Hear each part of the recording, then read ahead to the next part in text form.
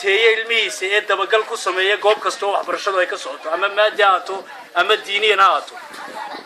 waayo maamaha ingiriisiga waxay tiraahdaa time and tide wait for no man bay tiraahdaa waqtiga iyo mawjadu qofka kuma simaan waayo mawjad soo cararayso soo xiimaysa qofku kama dheerayn karo waqtiguna waa seef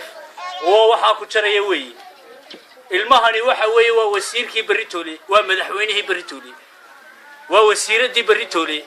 ilmahan haddaan si wanaagsan loo tarqiibin oo aan basically tacliintiisa halkay kolba maraysa aanu waalidku aanu maxay focus gareyn aanu indhaha ku qaban waxa weey ilmahaasi buuga uu soo qaaday halku soo ka soo qaadana uu dhigaya waanu dhigaya tacliintu laba qaybood bay u qaybsantahay markaan eego ilmaha waxa weey laba waqti ayaa fahmadiisu aad u furan tahay qofka bilaadanka marka la qiyaaso tan koowaad waxa weey markuu ilmuhu wax baranayo haddii salaada subax marka laga soo baxo quraanka oo soo eego ama wixii loo soo dhigay oo soo eego ama salaada casarka bacda oo soo eego waligii kelmadu qalbigiisa galiya waligii ilaahay ma yaa inta nool yahay qofka bilaadanka waxa wanaagsan waalidku inuu caruurtiisa dabagal inta badan ku sameeyo oo eego oo ka eego heerka kolba waxbarashada uu ka marayo madrasadan waxa ku xeeran duruuf badan baa ku xeeran waxay wax ku dhigaan waa baytullaahigi meel u gaaro oo soocano waxbarashada ay ku dhigaan malaha masaajidkii ayagii saasay isugu dhaxmilayeen dawladda hoose sida ay idin sheegeen way soo dhameeyay faylashoodii iyo dhulkii waa waasixiyeen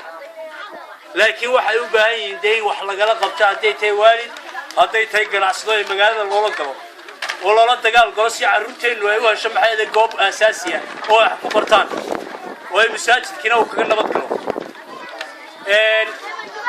marka walaalayaal anigu waxaan idinku dardaarayaa anagoo saarnaa wixii ay nooga baadaan waanu keenaa waanu kala shaqayn doonaa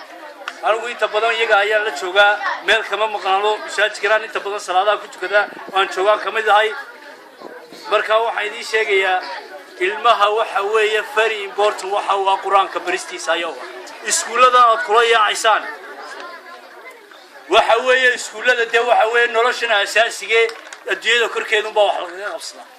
laakiin waxa important waa quraanka aakhira ayuu ku anfacaya waayo daarul amal weey waa daartii tani laga saay qaadanay waxaana lagu hooyanaya daarul jasaaya daarta abaalmarinta la isku abaalmarin doono ilaahay subhanahu wa ta'ala adoomadiisa ku abaalmarin doona ayaa la tagaya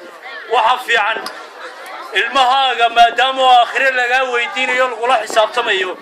oo wixii aad mas'uuliyad kaga ahayd laga xisaabtamayo aakhira lagu weydiin maayo biology and chemistry and physics wax lagu weydiinaya ma jira laakiin aakhira quraan baa la isku weydiinaya wixii aad soo bartay ilmahan ayaa lagu weydiinaya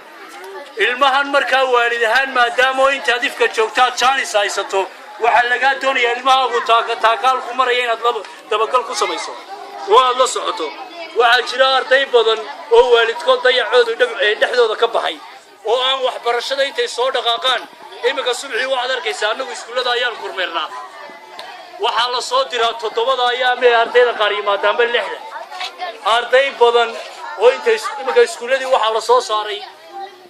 albaabada ayaa la xidhaa markay saacadu tahay 7 iyo barka subaxnimo waxa xidhan albaabada geedka ayaa la xidhaa waa la quflaa ilmihii waxa loo soo diray waxbarashadiina muu soo gaaray gudihiina kuma jiro ilaa 12 iyo barka marka laga soo ruuxayo ilaa break time-ka ilmahaasi dibaddaas u taagay waxbarashadii halkaas uu gaaro uu soo baxaya marka waxa weeye waalidka barbareynta badan waxa lagu canaantaa kalaada ilmaha waxa lagu tarqiibiyaa inuu kalaada barto